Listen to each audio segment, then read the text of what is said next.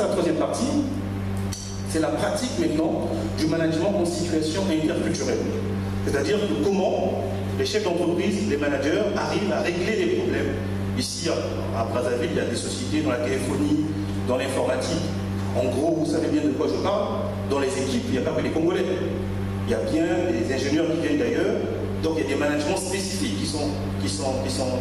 Alors il y a aussi des préjugés. Souvent celui qui vient de l'extérieur a l'impression que parce qu'on l'a fait venir de l'extérieur, donc il est au-dessus des ingénieurs locaux, ça peut être congolais, centrafricain, gabonais, comme vous voulez. Et donc du coup, si le management n'est pas bon, en fait on ne tire pas assez le meilleur du Congolais et de même celui qui vient. Parce que si le management est bon, culturellement, ça permet aux uns et aux autres de donner le meilleur d'eux-mêmes. Et je suis certain que la plupart des ingénieurs qui viennent de l'extérieur, comme ils sont au piédestal, ils ne donnent pas le meilleur d'eux-mêmes non plus, puisqu'ils sont considérés déjà comme meilleurs.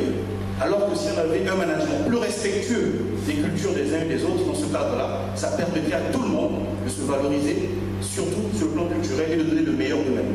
Et donc, dans une situation de pratique de management interculturel, j'ai proposé quatre parties. Parmi ces quatre aspects, on va voir comment est-ce qu'on peut reconnaître le management interculturel. Donc, premièrement, prévoir et planifier. Deuxièmement, décider. Coordonner et contrôler. Motiver et mobiliser. Ce sont là des aspects pratiques où on exerce le management. D'accord? Prévoir et planifier, décider, coordonner, contrôler, motiver et mobiliser. Donc, premièrement, prévoir et planifier. À quoi est-ce que ça renvoie? Prévoir, ça renvoie donc à la gestion de l'imprévu. Est-ce qu'on a la capacité de contrôler ou non l'incertitude?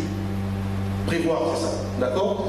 Et planifier et prévoir qui peuvent effectivement s'ils sont interchangeables, c'est aussi de voir la projection dans l'avenir. C'est-à-dire que, quelle est la relation qu'on a avec le temps?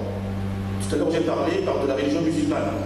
Quelle est la relation qu'on a avec le temps? C'est très important. Quand vous avez un management qui a des difficultés ou qui a des relations avec le temps assez développées, ça permet de comprendre souvent le substrat culturel de l'équipe qui met en place en fait les procédés de management. Donc j'ai pris des cas d'école. Si vous prenez par exemple l'Amérique du Nord et l'Amérique latine, en Amérique du Nord, aux États-Unis, il y a un concept très important qui s'appelle process. Tout le monde répète process. Alors, c'est l'obsession du contrôle et de la maîtrise du temps chez eux. Tout se fait par étapes successives, procédures simples et claires,